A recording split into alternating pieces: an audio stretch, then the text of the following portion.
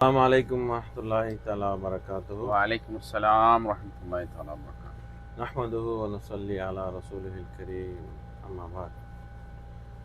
इन्नल्लाह व मलाइकतहु युसल्लूना अलन नबी या अय्युहल्लज़ीना आमनू सल्लु अलैहि व सल्लिमू तस्लीमा।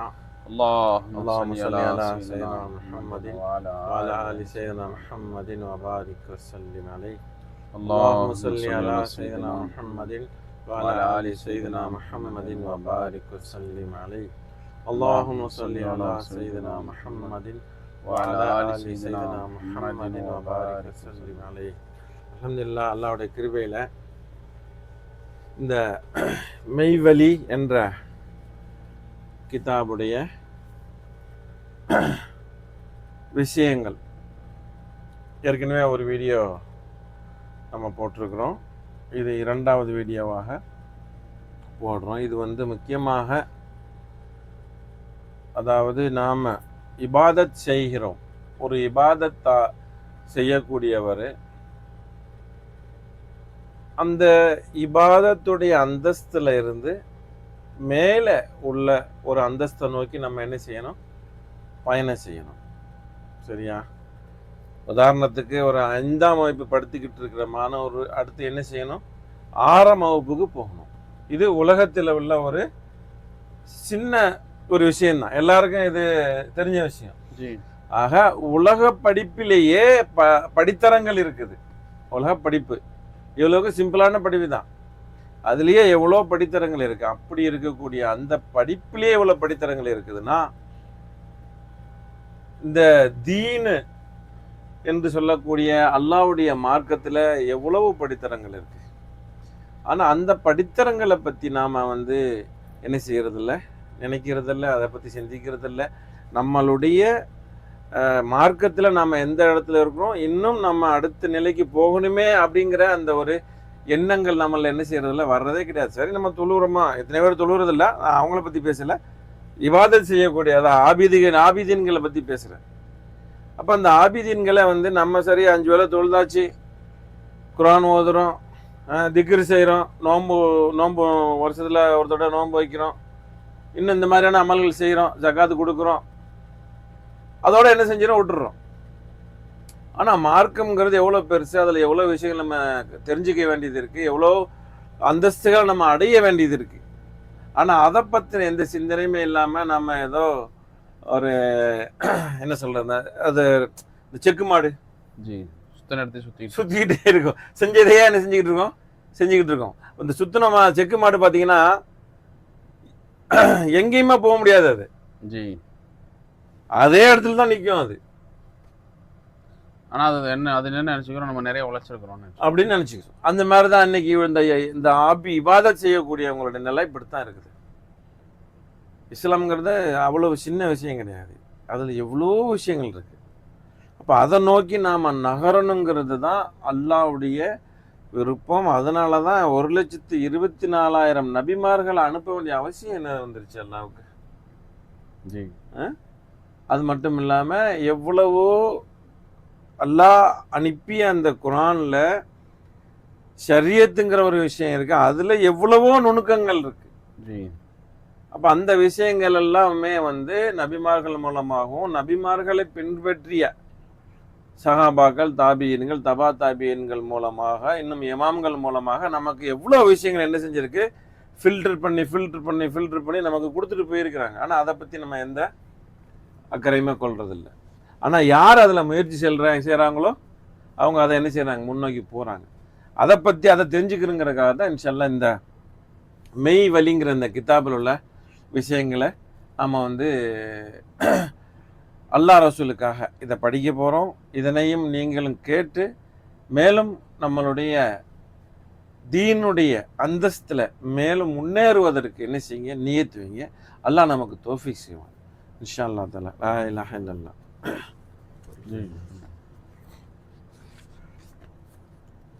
அஊது பில்லாஹி மினஷ் ஷைத்தானிர் ரஜீம். பிஸ்மில்லாஹிர் ரஹ்மானிர் ரஹீம். அதாவது நம்ம ஆபிதீன் இப்போ நான் சொல்லியிருப்பேன். ஆபிதீன்னா இபாதத் செய்யக்கூடியவங்க. ஆலிம்கள். ஆலிம்கள் என்றால் இஸ்லாமிய அறிவு இல்மு ஞானங்களை கற்ற ஆலிம்கள். இதுக்கு அடுத்து இன்னொரு மேதைகள் இருக்கிறாங்க, அவங்க பேரு ஆரிஃபீன்கள். ஆனா நீங்க ஆரிஃபீன்களை பத்தி என்ன செஞ்சிருக்க மாட்டீங்க, கேள்விப்பட்டிருக்க மாட்டீங்க. எப்படிதான் வந்ததே ஒரு கேள்விப்பட்டிருக்க மாட்டீங்க. காரணம், அவங்க பொதுவாக மக்கள் மத்தியிலே தன்னை காமிச்சிக்க மாட்டாங்க. இரண்டாவது, அப்படிப்பட்டவங்க மிக குறைவாகவும் இருக்கிறாங்க உலகத்துல. அப்படித்தானே? இன்னும் சொல்ல போனா குறைவாக இருப்பாங்க அவங்க. ஆக அப்படிப்பட்ட ஆரிஃபீன்களை பத்தி நம்ம பார்க்க போறோம். அதன் மூலமாக ஆரிஃபீன்லாம் என்ன, அது கொஞ்சம் சொல்லிருங்களேன் ஜமான். ஆரிஃபீன்னா என்னன்னு சொல்லிட்டீங்கன்னா அப்புறம் அவங்களுக்கு கொஞ்சம் அது ஈஸியா இருக்கும். அல்ஹம்துலில்லாஹ் நஹ்மதுஹு வ ஸல்லி அலா ரசூலில் கரீம் அம்மா பாத். அல்ஹம்துலில்லாஹ், இவங்க அல்லாஹ் தஆலாவுடைய பேரருள். மெய்வழி கிதாபினுடைய அந்த முத்தாலாவினுடைய 2வது பகுதி. இது கிதாபுடைய முதல் பகுதி, ஃபஸ்ட்டு ஒரு செஷன், முதல் பகுதி ஒன்று இருக்குது. இப்போ இது 2வது பகுதி. அப்போ இதில் ஆரிஃபீன்கள் சம்பந்தமாக சில விஷயங்களை இந்த கிதாபுடைய முசன்னிஃப் இப்னு அத்தாவுல்லா இஸ்கந்தரி ரஹ்மத்துல்லாஹி அலைஹி, இப்னு அத்தாவுல்லா இஸ்கந்தரி ஷாதிலி ரஹ்மத்துல்லாஹி அலைஹி, ஷாதிலியா தெரிக்காவில் ஒரு பெரிய அவங்களுடைய ஹிகம் என்று சொல்லக்கூடிய அந்த கிதாபினுடைய மொழிபெயர்ப்பு தான் இந்த மெய்வழி. இது முன்பு சொன்னது போலவே இதை நம்முடைய ஷேக் நாயகம் அவங்க தங்களுடைய ஆத்மீக பாடங்களில் அதிகமாக இதை முத்தாலா செய்து இதனுடைய விளக்கங்களை தங்கள் முரீதுகள் மத்தியில் இதனுடைய உபதேசங்களை பல தடவை சொல்லியிருக்கிறாங்க. அந்த அடிப்படையில் இதோடைய சிறு விளக்கங்களை நாமும் இப்போ பார்ப்போம். அதில் ஆரிஃபீன்கள் சம்பந்தமாகவும் ஆபிதீன்கள் சம்பந்தமாகவும் சில விஷயங்களை அவங்க இதில் சொல்கிறாங்க. இப்போ முதலாவதாக தாங்க சொன்னது மாதிரி ஆபிதீன்கள், ஆலிம்கள், ஆரிஃபீன்கள், இது எல்லாமே அவங்களுடைய அந்த செயல்பாட்டை கொண்டு கிடைக்கக்கூடிய ஒரு டைட்டில், கேட்டகிரி. அதிகமாக இபாதத்தில் ஈடுபடக்கூடியவர்களுக்கு ஆபிதீன்கள்னு சொல்றது. மார்க்க ஞானங்கள், மார்க்க இல்முகளை கற்றுக்கொண்டவர்களுக்கு ஆலிம்கள் என்று சொல்றது. அதே போல ஆரிஃபீன்கள் என்று சொன்னால், ஆலிம் என்றாலும் அறிதல், ஆரிஃப் என்றாலும் அறிந்தவர் தான் அர்த்தம். என்ன வித்தியாசம்னா, ஆலிம் என்று சொன்னால் இல்முகளை அறிந்தவங்க, அல்லாஹ் தஆலாவுடைய சட்டதிட்டங்களை அறிந்தவர்கள். ஆரிஃப் என்று சொன்னால் அல்லாஹ்வை அறிந்தவர்கள். சுப்ஹானல்லாஹ். ஆரிஃப் என்று சொன்னால் அல்லாஹ்வை அறிஞ்சவங்க. அல்லாஹ்வுடைய ஜாத், சிஃபாத், அஃபால், ஆசார், அல்லாஹ் தஆலாவுடைய ஜாத் எப்படிப்பட்டது, அவனுடைய சிஃபத்துகள் எப்படிப்பட்டது, அவனுடைய அஃபால் எப்படிப்பட்டது, அவனுடைய ஆசார் எப்படிப்பட்டது என்பதை விளங்கியவர்கள், அதை அறிந்தவர்கள், அதை உணர்ந்தவர்கள் ஆரிஃபீன்கள் என்பதா சொல்லப்படும். இப்ப எஜமா தாங்க 3 கேட்டகரியா பிரிச்சிங்க. இதுல ஆபிதீன்களிலேயும் ஆரிஃபுகள் இருக்க முடியும். ஆபிதா இருப்பாங்க, ஆரிஃபாவும் இருக்க முடியும். ஆலிம்களிலேயும் ஆரிஃபுகள் இருக்க முடியும். அவங்க ஆலிமாக மார்க்க சட்டத்திட்டங்களையும் கற்றுக்கொண்டிருப்பார்கள், பிளஸ் அல்லாஹ்வையும் அவர்கள் அறிந்த ஞானியாக இருப்பாங்க. அப்ப ஆரிஃபுங்கிறது எல்லாத்துலயும் ஆபிதுகள்லையும் இருப்பாங்க, ஆலிம்கள்லையும் இருப்பாங்க. அப்ப ஆலிம் ஒவ்வொன்று தனித்தனி கோட்டா கிடையாது. ஆபிதா இருக்கிறவங்க ஆரிஃபாவும் இருக்கலாம், ஆலிமா இருக்கிறவங்களும் ஆரிஃபா இருக்கலாம். அப்ப அந்த அடிப்படையில் ஆரிஃப்னு சொன்னால் அல்லாஹ்வை அறிந்தவர்கள், அல்லாஹ்வினுடைய யதார்த்தத்தை, அல்லாஹ் தஆலா தன்னை பற்றி எப்படியெல்லாம் தன்னுடைய கலாம் ஷெரீஃபிலும் தன் நபி ஸல்லல்லாஹு அலைஹி வஸல்லம் அவர்களின் மூலமாகவும் என்னெல்லாம் அல்லாஹ் தஆலா சொல்லி இருக்கிறானோ அதை அப்படியே உணர்ந்தவர்கள், அதை உள்வாங்கியவர்களுக்கு பேர் ஆரிஃபுகள் என்று சொல்வதாக சொல்லப்படும். அதாவது ஆரிஃப் என்ற லப்ஸுடைய அர்த்தம் இதுதான். அல்லாஹ்வை அறிந்தவங்க. அப்ப நாம துனியாவில் எவ்வளோ விஷயங்கள் அறியறதுக்கு முற்படுறோம். இந்த எல்லா அறிவுகளும் ஒரு பக்கம் இருக்கட்டும், அல்லாஹ்வை அறிவதுங்கிறது அது ஒரு பக்கம். நீங்க எவ்வளவுதான் துனியாவில் எவ்வளவு விஷயங்கள் எதை பத்தி அறிந்தாலும் அவை எல்லாமே எது சம்பந்தமான அறிவுகள்? படைப்புகள் சம்பந்தமான அறிவுகள் தான். த நாலேஜ் ஆஃப் கிரியேஷன்ஸ், படைத்தவைகள் சம்பந்தமான அறிவுகள் தான். த நாலேஜ் ஆஃப் கிரியேட்டர், இவைகளை கிரியேட் செய்தானே, இவைகளை படைத்தானே, அவனை பற்றிய அறிவு தான் ஆரிஃப் என்பதா, அதான் இர்ஃபான். அப்ப ஆரிஃபின்கள் என்று சொன்னால் அல்லாஹ்வை அறிந்தவர்கள், அல்லாஹுடைய ஜாத்தை அறிந்தவர்கள், அல்லாஹுடைய சிஃபத்தை அறிந்தவர்கள், அல்லாஹுடைய அஃஆலை அறிந்தவர்கள், அல்லாஹுடைய ஆசாரை அறிந்தவர்கள், இவர்களுக்கு தான் ஆரிஃபுல் என்பதாக சொல்லப்படும். இப்ப இந்த ஆபீதுகள் சதா இபாதாத்துகளில் மட்டுமே தன்னை ஈடுபடுத்தி கொண்டிருக்கக்கூடிய இர்ஃபானுடைய வாடை இல்லாத ஆபிதுகளுக்கும் ஆரிஃபான நிலையில் இருந்து கொண்டு இபாதத்து செய்யக்கூடிய ஆரிஃபீன்களுக்கும் மத்தியில என்ன வித்தியாசம் என்பதைத்தான் இந்த கிதாபுல ஒரு இடத்துல என்ன செய்றாங்க, விளக்குறாங்க. அது சம்பந்தமா இன்ஷா அல்லாஹ் என்ன சொல்றாங்கிறத ஒன்னொன்னா இன்ஷா அல்லாஹ் பார்த்து அதனுடைய விளக்கங்களை இன்ஷா அல்லாஹ் பகிர்ந்துக்குருவோம் இன்ஷா அல்லாஹ். லா இலாஹ இல்லல்லாஹ். அஊது பில்லாஹி மினஷ் ஷைத்தானிர் ரஜீம். பிஸ்மில்லாஹிர் ரஹ்மானிர் ரஹீம். அல்ஹம்துலில்லாஹி ரப்பில் ஆலமீன். வஸ்ஸலாத்து வஸ்ஸலாமு அலா ரசூலிஹி சையிதினா முஹம்மதின் வ ஆலிஹி வ ஸஹ்பிஹி அஜ்மஈன். அல்லாஹ் தஆலாவை நாடி அவனது திருவருளை பெற்ற ஆரிஃபீன்கள் மக்காமை அடைந்து தௌஹீத் எனும் கடலில் மூழ்கி அல்லாஹ்வை கொண்டே நிலைக்க நாடும் சாலிக்குன்னு சொல்லும். அப்ப அவங்க இப்ப அந்த விஷயத்தை ஸ்டார்ட் பண்றாங்க. அப்ப இது யாரெல்லாம் சாலிக்குன்னு சொன்னா சாலிக் என்பதற்கான அடையாளம் கொடுக்குறாங்க. சாலிக் யாரா? அல்லாஹ்வை கொண்டே அனைத்தையும் செய்ய நினைக்கக்கூடியவர் தான் சாலிக். அந்த வழியில செல்லக்கூடியவர்கள், ஒரு பிரயாணி. எல்லா வகையிலையுமே எல்லா விஷயத்திலையும் எதை முன்னிறுத்துவார்? அல்லாஹ் மட்டும் முன்னிறுத்துவார். அப்ப அப்படியாக முன்னிறுத்தக்கூடிய அல்லாஹ்வை மட்டும் முன்னிறுத்தி தன் வாழ்க்கை பயணத்தில் பயணிக்கக்கூடிய சாலிக்கே அப்படின்னு அழைச்சு ஒரு விஷயங்கள், சில உபதேசங்களை சொல்றாங்க. ஒன்று, உனது தொழுகை, நோன்பு போன்ற வெளிப்படையான இபாதத்துகளில் ஏதேனும் குறைகள் ஏற்பட்டாலும் அல்லது தவறுதலாக சில குற்றங்கள் உன்னில் நிகழ்ந்துவிட்டாலும் அல்லாஹு தாலாவின் பேரில் ஆதரவை முறித்து விடாதே. அவ்விதம் ஆசை முறிவது அமல்கள் மீது நம்பிக்கை வைத்திருக்கிறாய் என்றும் அதுவே நம்மை காப்பாற்றும் என்றும் எண்ணுகிறாய் என்பதற்குரிய அறிகுறியாயிருக்கின்றன. இவ்விதம் எண்ணுவது ஆபிதீன்களில் ஆரம்ப நிலையில் உள்ளவர்களின் பழக்கமாகும். அப்ப என்ன சொல்றாங்க அப்படின்னா, தொழுகை, நோன்பு, இது போன்ற இபாதத்துகள், இது தொழுகை நோன்பு போன்ற அப்படின்ற ஒரு உதாரணம் சொல்றாங்க. அப்ப இது பொதுவாகவே தொழுகை, நோன்பு, ஜக்காத்து, ஹஜ் அல்லாஹ் தஆலா நம்மீது கடமையாக்கிய ஒட்டுமொத்த இபாதத்துகள், ஃபர்துகள், வாஜிபுகள், சுன்னத்துகள், இந்த ஒட்டுமொத்த இபாதத்துகளிலேயும் ஏதாவது குற்றம், குறைகள், தவறுகள் நிகழ்ந்து விடலாம், பிழைகள் நிகழ்ந்து விடலாம்.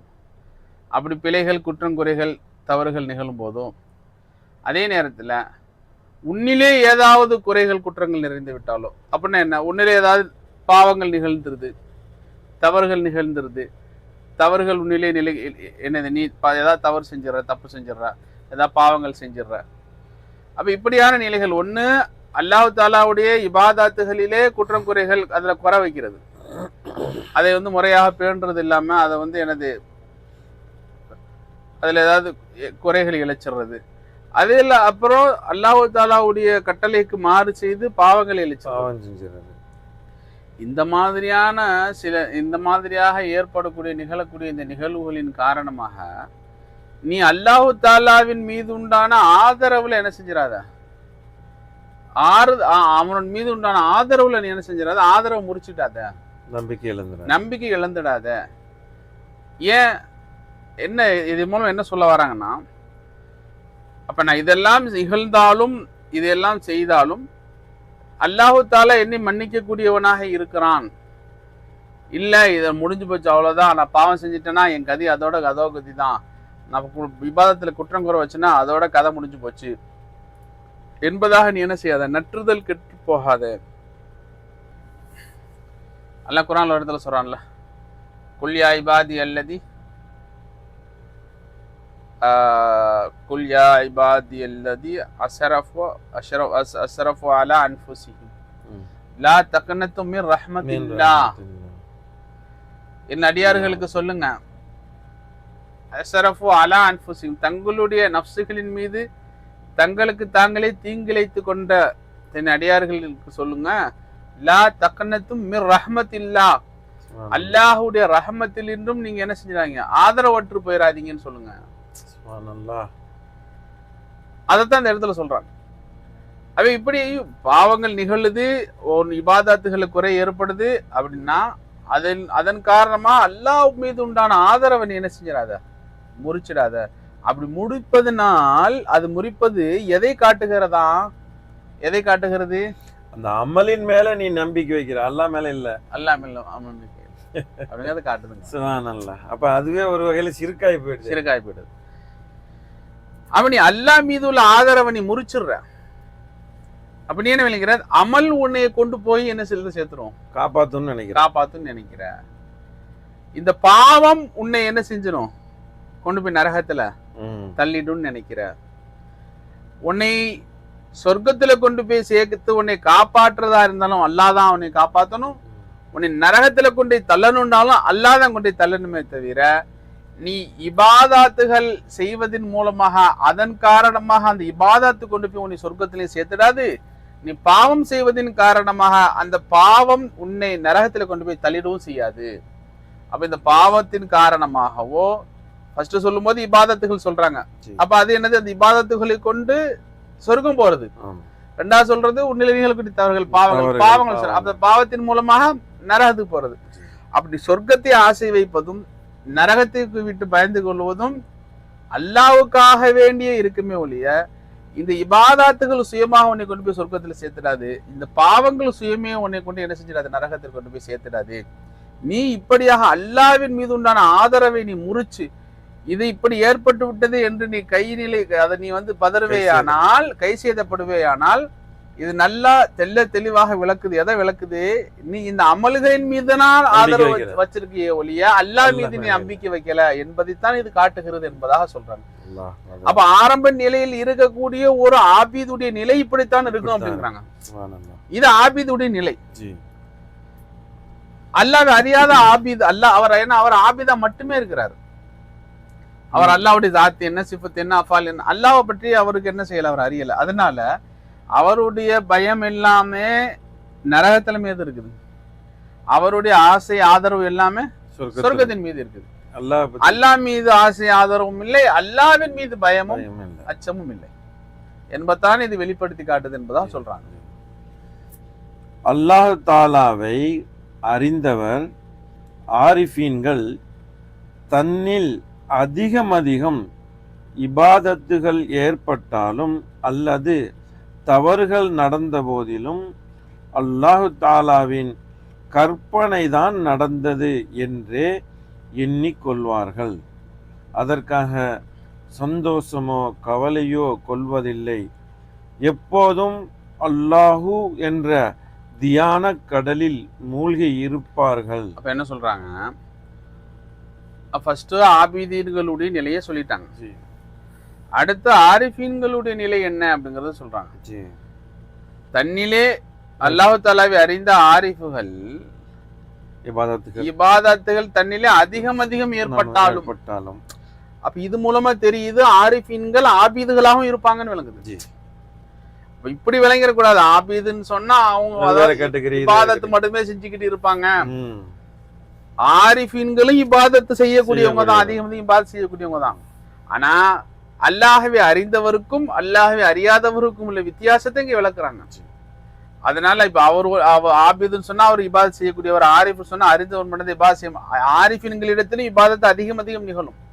ஆனா என்ன, ஆரிஃபின் இடத்திலே எவ்வளவுதான் அதிகமான இபாதத்துகள் ஏற்பட்டாலோ அல்லது அவர்களிலே பாவங்கள் அப்ப ஆரிஃபின்களை பாவம் நிகழாதான்னு நீ செஞ்சிடாது, நிகழாதான்னு நினைச்சிடாது. அவங்கள என்ன செய்யும், தவறுகள் பிழைகள் நிகழும் அப்படின்னு சொல்றாங்க. அப்ப அவர்களிலும் இபாதத்துகள் அதிகம் ஏற்படும், தவறுகள் பிழைகள் நிகழ்வதற்கான வாய்ப்புகள் இருக்குது. அப்படி நிகழ்ந்து விட்ட போதிலும் அவர்கள் அதிகமாக இபாதத்து செய்வதனால் அந்த இபாதத்தை கொண்டு ஆஹா நம்ம செஞ்சிட்டோம், நம்ம சொர்க்கம் போயிடுவோம், நமக்கு நன்மாராயம் கிடைச்சிடும் என்பதாக சந்தோஷப்பட மாட்டாங்க. பாவம் நிகழ்ந்து விட்டதன் காரணம் அந்த பாவத்தை நினைச்சு ஆஹா இப்படி ஆயிப்போச்சு, இந்த பாவம் என்ன கொண்டு சொர்க்கத்தை நரகத்துல கொண்டு சேர்த்து, சொர்க்கத்தை விட்டு வெளியாக்கி நரகத்துல கொண்டு போய் சேர்த்து விடுமே நினைச்சு என்ன செய்ய மாட்டாங்க, கவலையும் கொள்ள மாட்டாங்க. எல்லா நிலையிலையும் ஒரே மாதிரி இருப்பாங்க. என்ன எதனால் இளநிலையில் ஒரே மாதிரி இருப்பாங்க, ஏன்னா அவங்க விளங்கி இருப்பாங்க அல்லாஹுடைய கற்பனை, அல்லாஹு தாலா என்ன நாடி இருந்தானோ, அல்லாஹு தாலா எப்படி ஆக வேண்டும் என்று அல்லாஹ் விரும்பி இருந்தானோ அதுதான் என்னிலே நிகழ்ந்தது. என்னில் உண்டான இவ்வளவு இபாதாத்துகளும் இது என்னுடைய திறமையில இருந்து வெளியானதில்லை, அல்லாஹ் நாடியதால் அவன் விரும்பியதால் என்னிலிருந்து வெளியாது. என்னில் வெளியாகக்கூடிய இந்த பாவங்கள் என்னுடைய திறமையால் வெளியானதில்லை, அல்லாஹ் இந்த பாவம் நிகழ வேண்டும் என்று அவனுடைய நாட்டத்தில் இருந்ததால் வெளியாகியது என்பதை உள்ளதை உள்ளபடி தாத்பரியத்தை தெளிவாக விளங்கியவர்கள் ஆரிஃபின்கள். விளங்குனதுனால அவங்க எவ்வளவுதான் எனது இரவு நேரம் நின்று நீண்ட நீடிய வணக்கங்கள் செஞ்சாலும் இந்த இபாதத்துகள் மீது அவங்க ஆதரவு வைக்க மாட்டாங்க, அந்த இபாதத்தை கொண்டு அவங்க ஆசையும் வைக்க மாட்டாங்க, அதனால அவங்க சந்தோஷமும் அடைய மாட்டாங்க. ஏன், அல்லாஹ்வுடைய நாட்டம் நடந்துருச்சுப்பா, இந்த இபாதத்து நடக்கணுங்கிறது அல்லாஹ்வுடைய விருப்பம், அல்லாஹ் என்னை கொண்டு நடத்திக்கிட்டான். அதே போல அவங்களில் ஒரு அமையும் சமயம் அவர்கள் அறியாமல் தெரியாமல் அவர்களில் ஒரு பிழையோ குற்றமோ நிகழ்ந்து விட்டாலும் அதை நினைச்சு கை சேதப்பட்டு ரொம்ப கை கலங்கிட்டு இருக்க மாட்டாங்க. ஆஹா பிழையாகி போச்சு, இந்த பாவம் கொண்டு போய் நாளைக்கு சொர்க்க நரகத்துல சேர்த்து போடுமே அப்படியாங்க இப்படியாங்க சொல்லி அதற்காக வேண்டி தௌபா செய்வாங்க. அல்லாஹ் இப்படியாக ஒரு பாவம் என்னில் நிகழ்ந்து விட்டது, அல்லாஹ் என்னை மன்னிச்சிரு அல்லான்னு தௌபா செய்து எல்லா இடத்துல கண்ணீர் வடிப்பார்கள். கண்ணீர் வடித்து விட்டு அதை கடந்துருவாங்க, அதை கடந்து அடுத்த வழியை பார்க்க ஆரம்பிச்சிருவாங்க. ஏன், அல்லாஹ்வுடைய நாட்டத்துல இருந்தது நடந்து போச்சு. அப்ப இந்த பாவம் சுயமே இது கொண்டு போய் என்ன செஞ்சிடாது, நரகத்துல கொண்டு சேர்த்துறாது. நான் செய்த இந்த அமல்கள் இந்த இபாதத்துகள் சுயமே கொண்டு போய் என்னை சொர்க்கத்துல சேர்த்துறாது. என்னை சொர்க்கத்துல கொண்டு சேர்க்கிறதா இருந்தாலும் அல்லாதான், நரகத்துல கொண்டு சேர்க்கிறதா இருந்தாலும் அல்லாதான். ஆகவே எல்லா நிலையிலேயும் அல்லாஹ்வை மையப்படுத்தி வாழக்கூடியவங்க. என்ன வித்தியாசமே என்னன்னு சொன்னா, இதுல என்ன ஆபீதுகள் வெறும் ஆபீதுகளா இருக்கிறாங்களே அவங்களுடைய நிலைப்பாடு என்னன்னு சொன்னா இபாதாத்து தான் செய்வதாக செய்யறாங்க. அதாவது அல்லாஹ்வை முன்னிறுத்தாமல் இபாதாத்திலும் தன்னை முன்னிறுத்துகிறார்கள். அதே போல அந்த இபாதாத்துகளை முன்னிறுத்துகிறார்கள். தான் செய்யக்கூடிய அந்த நல்ல அமல்களையும் தன்னில் நிகழக்கூடிய இந்த பாவங்களையும் முன்னிறுத்துறாங்க. அதே போல தன்னை முன்னிறுத்துறாங்க. ஆரிஃபின்கள் என்ன, தன்னையோ தான் செய்யக்கூடிய அமலையோ தன்னில் வெளியாகக்கூடிய பாவங்களையோ எதையும் முன்னிறுத்தல, அல்லாஹ்வை மட்டுமே முன்னிறுத்துகிறார்கள். ஆகையால் இந்த வித்தியாசம் ஏற்படுது.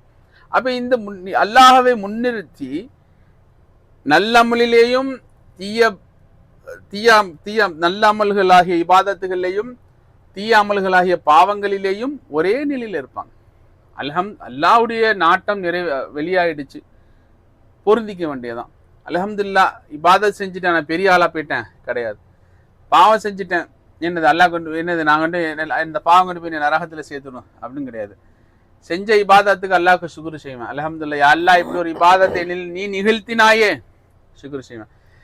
என்னில பாவம் நிகழ்ந்துருச்சு, யா அல்லாஹ் இப்படியான ஒரு பாவம் நிகழ்வதற்கு நான் என்னில் ஏற்பட்ட பிழையின் காரணமாக தான் இந்த பாவம் என்னில் நிகழ்ந்துருச்சு, அல்லாஹ் என்னை மன்னிச்சிரு அல்லாஹ் என்பதாக அல்லா இடத்துல பச்சாதாபம் தேடுவார்கள். இது ஆரிஃபீன்களோட நிலை. அப்ப ஆரிஃபீன்கள் யாரு, ஆபிதீன்கள் யாரு? வெறும் ஆபிதீன்கள் யாரு? ஆரிஃபீன்கள் இபாதத் இல்லாம இருக்க மாட்டாங்க, ஆபிதுகள் ஆரிஃபீன்களாகவும் இருப்பாங்க, அதே நேரத்துல இபாதத் செய்யக்கூடியவங்களும் இருப்பாங்க. அப்ப வெறும் இபாதத்து மட்டும் செய்யக்கூடியவர்களை கை செய்த நிலை அப்படியாக இருக்கும். இர்ஃபானி அல்லாஹ்வுடைய தாத்து சிஃபாத் அஃஆல் ஆசிரை விளங்கி இபாதத்து செய்யக்கூடியவர்கள் நிலை இப்படியாக இருக்கும் என்பதாக விவரித்து காட்டுறாங்க. அப்புறம் என்ன செய்வாங்களாம், ஆரிஃபீன்களுடைய நிலைப்பாடு என்னன்னு சொன்னா, எல்லா நிலையிலேயுமே அல்லாஹ் என்ற தியான கடலிலேயே மூழ்கியிருப்பாங்க. ஏன் அவங்களுடைய உள்மூச்சு வெளிமூச்சு எல்லாமே என்னவா ஓடிட்டு இருக்கும்? அல்லாஹ் அல்லாஹ் அல்லாஹ் அல்லாஹ் அல்லாஹ்ன்ற ஓடிட்டு இருக்கும். அப்ப அவங்களுடைய எல்லா நிலையிலையுமே எல்லா விஷயத்திலுமே அவங்களுக்கு நன்மையிலும் சரி தீமையிலும் அல்லாஹ்வை மட்டுமே முன்னிறுத்தி பார்க்கக்கூடியவங்களா இருப்பாங்க. அவங்களுடைய முழு முதற் நோக்கம் அல்லாஹ்வாக மட்டுமே இருப்பாங்க. அவர்கள் முன்னாடி அவர்களுடைய நோக்கத்திலே எந்த இபாதத்தும் இருக்காது, எந்த பாவம் இருக்காது, எந்த சொர்க்கமும் இருக்காது, எந்த நரகமும் இருக்காது. அவர்கள் முன்னோக்குவதெல்லாம் அந்த அல்லாஹ்வை மட்டும்தான். அல்லாஹ் குர்ஆன்ல சொல்றாங்க, நாங்க சொல்றது என்னது, நபிமார்கள் அதாவது நாங்க கொடுக்கறது எதற்கு உங்களிடத்திலே ஒரு கூலியோ எதையும் நாங்க பெறுவதற்காக இல்லை. நாங்க கொடுக்கறதெல்லாம் வஜ்ஹில்லா, அல்லாஹ்வுடைய திருமுகத்துக்காக வேண்டிதான். நாங்கள் ஒரு விஷயத்தை நாங்க செய்யறோம் சொன்னா இது எல்லாம் அல்லாஹ்வுடைய திருமுகத்தை நாடியவர்களாகத்தான் நாங்க செய்யறோமோ ஒழிய உங்களிடத்துல எந்த கூலியோ எதையும் பெறவில்லை. அப்ப இப்படிப்பட்ட இஹ்லாசினுடைய உச்சத்தை பெற்றவர்கள் தான் ஆரிஃபீன்கள். அப்ப இந்த ஆரிஃபீன்கள் எல்லா நிலைகளில் எல்லா இபாதத்து செய்யக்கூடியவர்களும் சரி, இல்மு பெற்ற ஆலிம்களையும் சரி, எல்லாவர்களிலேயுமே ஆபிதுகள் வர முடியும், எல்லாத்திலையுமே ஆபிதுகள் உருவாக முடியும். அதைத்தான் இது என்ன செய்யறாங்க, இந்த இடத்துல இவங்க வலியுறுத்துறாங்க. ஜி ஆக தமக்கு ஒரு சக்தி இருப்பதாக நினைக்க மாட்டார்கள். ஏனெனில் உண்மையில் யாவற்றையும் செய்பவன் அல்லாஹுதான் என்றே அவர்கள் கண்டுகொண்டார்கள். அப்ப என்ன, ஏன் இவங்கள பாவம் நன்மைகள் செய்யும் போது அவர்களுக்கு ஏன் அது ஆசை வருது, தீமை செய்யும் போது ஏன் அதை நினைச்சு பயம் வருதுன்னு சொன்னா, இவர்கள் தனக்கென்று ஒரு சுய சக்தி இருப்பதாகவே இவர்கள் கண்டுகொள்ள மாட்டார்கள். ஏன் அல்லாஹ் குர்ஆன்ல என்ன சொல்றான், அன்னல் குவத்த லில்லாஹி ஜமீஆ, ஒட்டுமொத்த சக்தியும் அல்லாஹுக்கு மட்டுமே தான் சொந்தம் என்பதாக அல்லாஹ் சொல்றான்.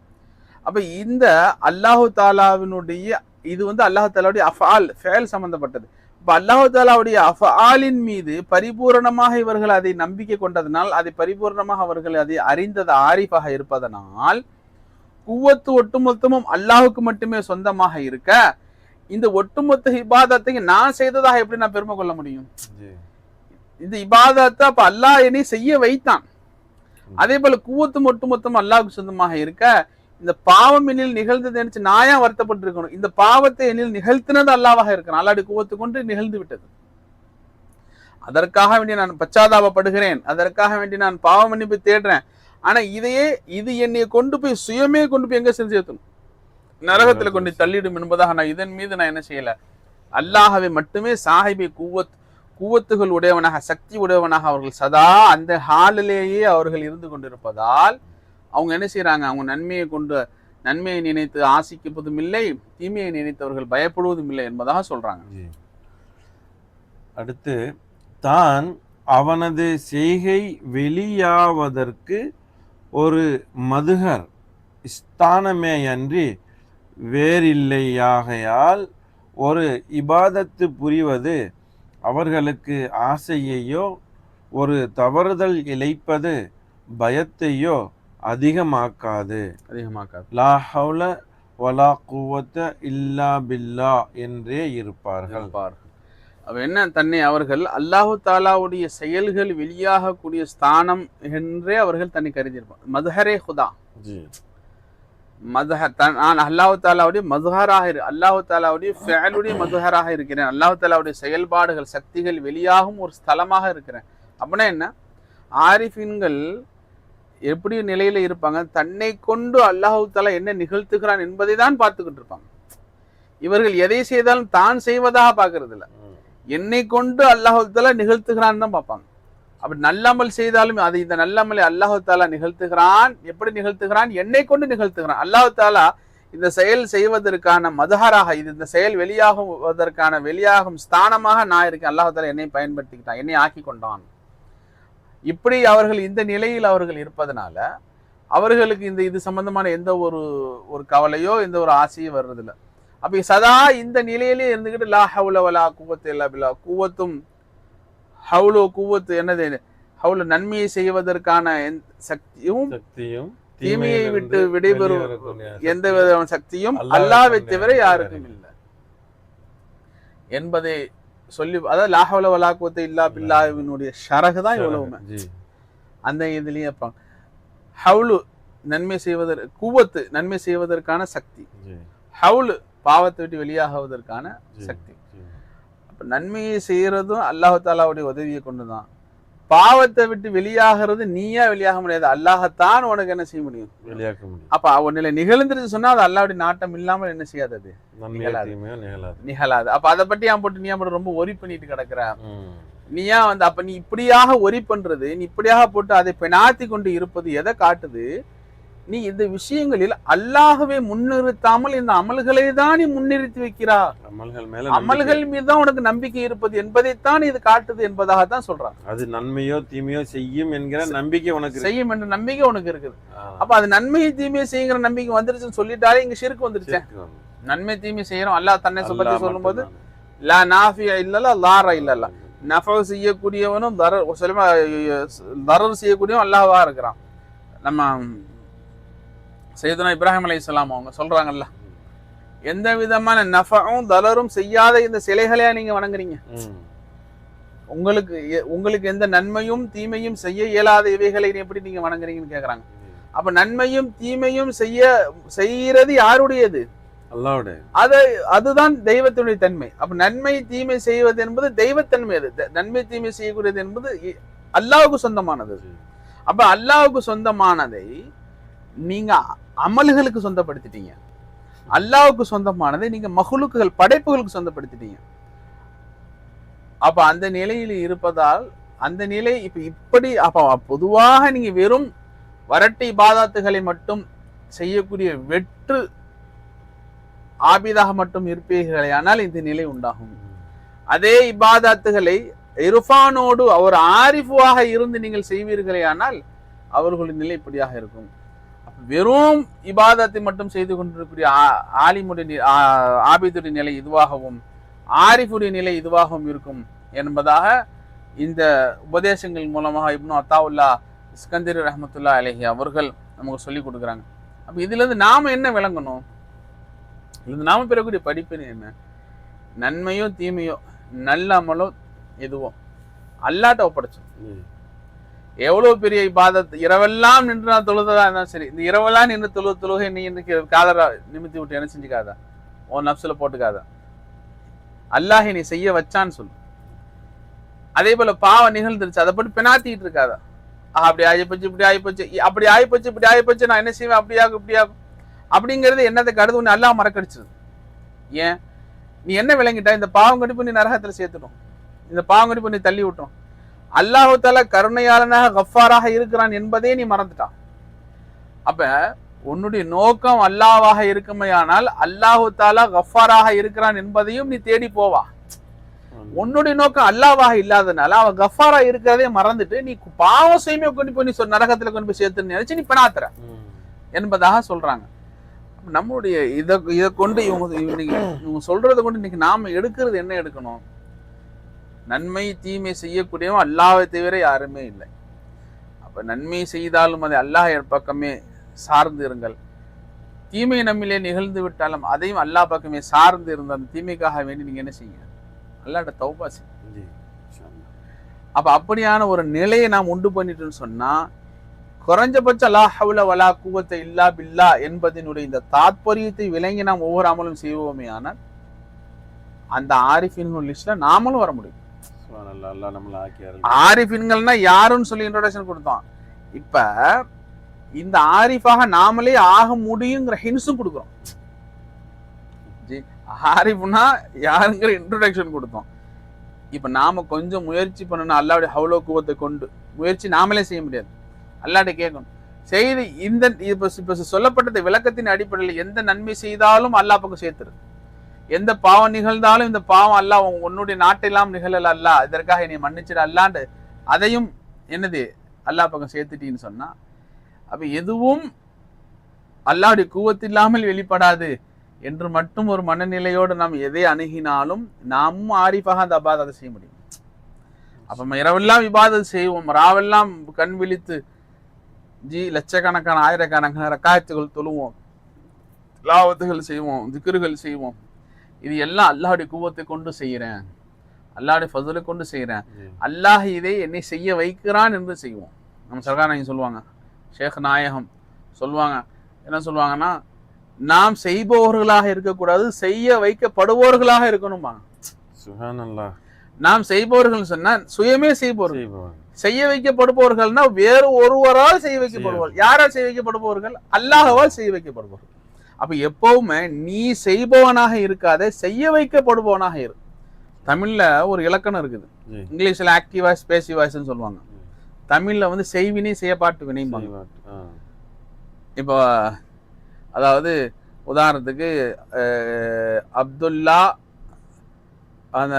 அப்துல்லா அந்த பைக்கை ஓட்டினான், அப்துல்லா அந்த வாகனத்தை இயக்கினான். இது வந்து செய்வினை. இது செயற்பாட்டு வினை எப்படி மாத்தணும் சொன்னா, இந்த வாகனம் அப்துல்லாவால் ஓட்டப்பட்டது.